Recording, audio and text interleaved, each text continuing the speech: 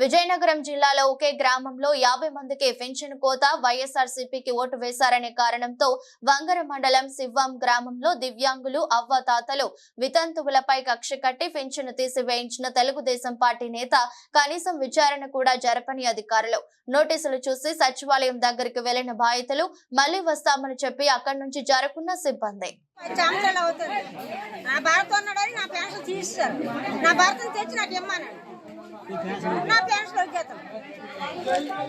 నేను ఫ్యాన్ గుర్తు ఓటేసానని అది అన్యాయంగా పెన్సిల్ తీశారు. మేము ముగ్గురు ఆడపిల్లలము, మేము పేదవాళ్ళం, మాకు భూమి లేదు, ఏమీ లేదు. ఈ పెన్సిల్ ద్వారా మేము బతకవలసింది వస్తుంది.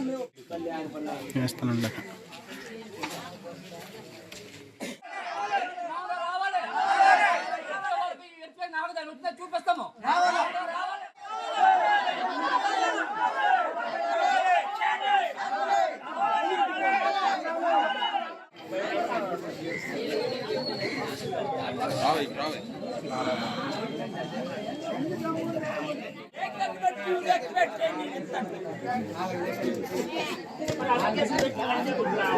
Hey!